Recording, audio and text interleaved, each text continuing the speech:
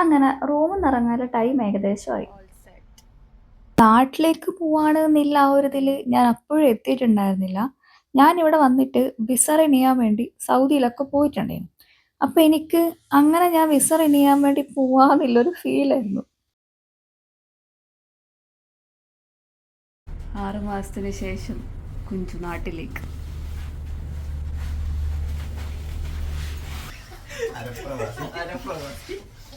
എയർപോർട്ടിലേക്ക് എന്നെ കൊണ്ടുവിടാൻ പ്രജയാന്റെ കൂടെ വിവേകം വന്നിട്ടുണ്ടായിരുന്നു. ട്രാഫിക്കിലൊന്നും പെട്ട് പണി കിട്ടണ്ടെന്ന് വെച്ചിട്ട് നേരത്തെ തന്നെ ഇറങ്ങിയിട്ടുണ്ടായിരുന്നു. പിന്നെ ഭാഗ്യത്തിന് താഴെ എത്തിയപ്പോ തന്നെ ടാക്സിയും കിട്ടി.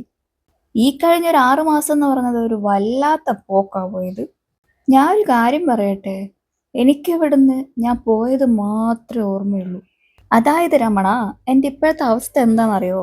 നമ്മൾ രാത്രി കിടന്നുറങ്ങുന്ന സമയത്ത് നല്ലൊരു സ്വപ്നം കണ്ടു. പിറ്റേ ദിവസം രാവിലെ എഴുന്നേൽക്കുമ്പോൾ സ്വപ്നം കണ്ടു എന്നുള്ളൊരു ഓർമ്മയുണ്ട്. പക്ഷെ ആ സ്വപ്നം എന്താന്ന് ഓർമ്മയില്ലാത്തൊരവസ്ഥയില്ലേ, അതാണ് ഇപ്പോഴത്തെ എൻ്റെ അവസ്ഥ. ദുബായിലായിരുന്നു എന്ന് ഓർമ്മയുണ്ട്, പക്ഷെ ബാക്കിയൊന്നും എനിക്ക് ഓർമ്മ വരുന്നില്ല. കരഞ്ഞ് നിലവിളിച്ച് അലമ്പാക്കാതെ വേണം ഇവിടുന്ന് തിരിച്ച് നാട്ടിലേക്ക് പോകാനെന്നുള്ളത് ഞാൻ ആദ്യമേ മനസ്സിൽ വിചാരിച്ചതായിരുന്നു. അത് ഏകദേശം അതുപോലെ തന്നെ ഞാൻ നടത്തിയിട്ടുണ്ട്. എന്ന് വിചാരിച്ച് കരയാതിരുന്നിട്ടൊന്നുമില്ല. എന്നെക്കൊണ്ട് പറ്റുന്ന വിധം മാക്സിമം ഞാൻ ഇങ്ങനെ ചിരിച്ച് കളിച്ച് പിടിച്ചു നിന്നിട്ടുണ്ടായിരുന്നു. പ്രജയേട്ടൻ നാട്ടിൽ വന്നിട്ട് തിരിച്ച് ദുബായിലേക്ക് വരുമ്പോൾ ഉണ്ടാവുന്ന എൻ്റെ ആ ഒരു അവസ്ഥയില്ലേ, ആ സെയിം അവസ്ഥയായിരുന്നു ഞാൻ ഇവിടുന്ന് നാട്ടിലേക്ക് പോകുമ്പോൾ പ്രജയേട്ടൻ ഉണ്ടായിരുന്നത്. അതുകൊണ്ട് തന്നെയാണ് ഞാൻ മാക്സിമം നല്ല കൂളായിട്ട് വരാൻ നിന്നത്. കാരണം ഞാനും കരഞ്ഞിരുന്നു കഴിഞ്ഞാൽ പ്രജയേട്ടൻ ആകെ മൊത്തം സങ്കടവും. അങ്ങനെ ബായ് പറയാനുള്ള സമയമായിരിക്കുന്നു. ശരി ഗൈസ്, ഞാൻ പോയിട്ട് വരുന്നു.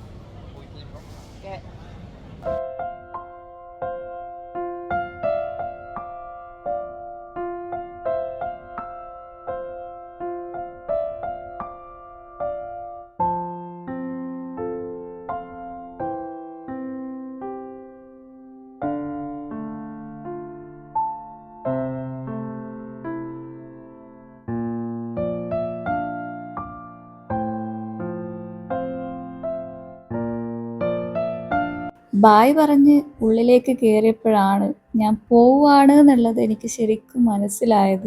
സമയം പെട്ടെന്ന് തന്നെ പോകുന്നുണ്ടായിരുന്നു. ജസ്റ്റ് ഒന്ന് ഡ്യൂട്ടി ഫ്രീ കയറി വാഷ്റൂം ഒക്കെ യൂസ് ചെയ്തു. അപ്പോഴേക്കും ബോർഡിങ് സ്റ്റാർട്ട് ചെയ്ത് പിന്നെ നേരെ ഫ്ലൈറ്റിൽ കയറി. ഫ്ലൈറ്റ് എടുക്കുന്നതിന് മുന്നേ ജസ്റ്റ് ഒന്ന് പ്രജയേട്ടനെ വിളിച്ച് സംസാരിച്ചു. ആളാകെ മൊത്ത സങ്കടത്തിലായിരുന്നു. അത് കണ്ടപ്പോൾ പിന്നെ എനിക്കും ആകെ വിഷമമായി. നാട്ടിലെത്തി എല്ലാവരെയും കാണാലോ എന്നുള്ളൊരു ചെറിയൊരു സന്തോഷമുണ്ട്. പിന്നെ ഞാൻ വരുന്നു എന്ന് പറഞ്ഞ് തുള്ളിച്ചാടി അങ്ങനെ അത്രമാത്രം എക്സൈറ്റഡ് ആവാനുള്ള ആരും ഇല്ല. അതുകൊണ്ട് തന്നെ എനിക്കും അത്ര വലിയൊരു എക്സൈറ്റ്മെന്റ് ഒന്നും ഇല്ല. ഡിസംബറിൽ ഞാനിവിടെ ലാൻഡ് ചെയ്യുന്ന സമയത്ത് അന്ന് ഈ ഒരു വ്യൂ എനിക്ക് തന്ന സന്തോഷവും സമാധാനം ഉണ്ടല്ലോ, അത് പറഞ്ഞറിയിക്കാൻ പറ്റാത്ത ഒന്നായിരുന്നു. അങ്ങനെ കുറച്ച് സമയം കഴിഞ്ഞപ്പോൾ ദേ ഫുഡ് വന്നു. ഫുഡ് ആസ്വദിച്ച് കഴിക്കാനൊന്നുമില്ല, മൂടൊന്നും ഉണ്ടായിരുന്നില്ല. പിന്നെ എനിക്ക് എല്ലാം ഇങ്ങനെ ടേസ്റ്റ് ചെയ്ത് നോക്കാൻ ഭയങ്കര ഇഷ്ടമാണ്. അപ്പോൾ ഇതൊക്കെയാണ് എനിക്ക് ഫ്ലൈറ്റിൽ കിട്ടിയിട്ടുണ്ടായിരുന്ന ഫുഡ് ഐറ്റംസ്. കുറുമ റൈസ്, ബണ്ണുണ്ടായിരുന്നു, ബട്ടർ, പിന്നെ എന്തോ ഒരു സാധനം ഉണ്ടായിരുന്നു, അതിൻ്റെ പേരെനിക്കറിയില്ല. റൈസ് കുഴപ്പമില്ല, പിന്നെ എനിക്ക് അധികമൊന്നും കഴിക്കാൻ പറ്റിയില്ല. പിന്നെ ഇത് ഈ ഒരു സാധനം, ഇതെന്താന്ന് എനിക്ക് മനസ്സിലായില്ല. ടേസ്റ്റും കുഴപ്പമില്ല. പിന്നെ ഈ ഉറക്കം തൂങ്ങി പണ്ടാരടങ്ങിയിരിക്കുന്ന എനിക്ക് എന്ത് ടേസ്റ്റ് മനസ്സിലാവാന്. പിന്നെ ഈ ഒരു ഡിസേർട്ട് കൊള്ളായിരുന്നു, നല്ല ടേസ്റ്റ് ഉണ്ടായിരുന്നു. അത് ഞാൻ കുറച്ചധികം തന്നെ എടുത്ത് കഴിച്ചു. എനിക്കാണെങ്കിൽ നല്ല ഉറക്കക്ഷീണമുണ്ടായിരുന്നു. പക്ഷേങ്കിൽ ഒരു തരി പോലും ഞാൻ ഉറങ്ങിയിട്ടില്ല. കാരണം എനിക്ക് ഉറങ്ങാൻ പറ്റുന്നില്ല. ഒന്ന് ഉറങ്ങാൻ വേണ്ടി ഞാൻ എൻ്റെ കഴിവിൻ്റെ പരമാവധി ശ്രമിച്ചായിരുന്നു എവിടെ നിന്ന് നടക്കാൻ. റൈസ് എനിക്ക് അധികം കഴിക്കാൻ പറ്റിയിട്ടുണ്ടായിരുന്നില്ല. പിന്നെ ഞാൻ ലാസ്റ്റ് ഈ ബട്ടറും ബന്നും കഴിച്ചു. പിന്നെ ഞാൻ എന്താ ചെയ്യുന്നറിയുമോ, ആ ഒരു ഡെസേർട്ട് ഇല്ലേ, അതെടുത്തിട്ട് ഈ ബന്നിൻ്റെ ഉള്ളിലാക്കിയിട്ട് കഴിച്ചു നോക്കി. ആഹാ, എന്താ ടേസ്റ്റ് എന്നറിയോ. പക്ഷേ എല്ലാം കുറച്ചേ കഴിച്ചിട്ടുള്ളൂ, ഒന്നും അധികം കഴിക്കാൻ പറ്റുന്നില്ല. കാരണം സമയം അങ്ങനത്തെ ഒരു സമയം ആയിരുന്നല്ലോ. എനിക്കൊന്ന് 3 മണിയൊക്കെ കഴിഞ്ഞിട്ടുണ്ടായിരുന്നു. ഫ്ലൈ ദുബായിലായിരുന്നു ഞാൻ വന്നിട്ടുണ്ടായത്.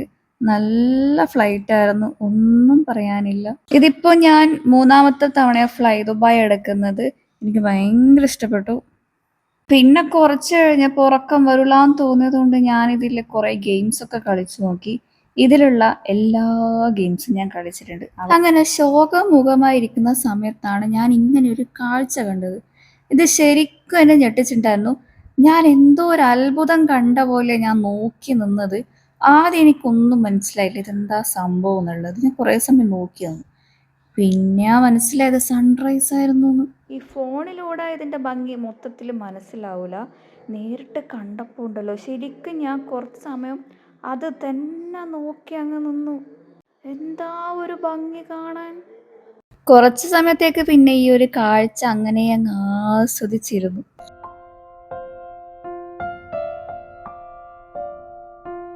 ഞാനുണ്ടല്ലോ ഫ്ലൈറ്റ് കയറിക്കഴിഞ്ഞാൽ കുറേ സമയത്തേക്ക് പിന്നെ വാച്ചിലോ ഫോണിലോ ടൈം നോക്കൂല. അഥവാ വാച്ച് എങ്ങാനും നോക്കിയിട്ട് ടൈമൊന്നും പോകുന്നില്ല എന്ന് കണ്ടു കഴിഞ്ഞാൽ പിന്നെ അതൊരു വല്ലാത്ത ഇലയിടിരിക്കും. അങ്ങനെ ഏതാ ടീയും കോഫിയും വന്നു. ഇതിൻ്റെ കൂടെ മിൽക്ക് പൗഡറും ഷുഗറും ഒക്കെ കിട്ടിയിട്ടുണ്ടായിരുന്നു. ഞാനതൊന്നും ഇട്ടില്ല, ഞാൻ ബ്ലാക്ക് ടീ കുടിച്ചു. അങ്ങനെ ഈ കാഴ്ചയും കണ്ട് നല്ലൊരു കട്ടൻ ചായ അങ്ങ് കുടിച്ചു. അത് കുടിച്ചപ്പോൾ എന്തോ ഒരു ആശ്വാസമായിരുന്നു.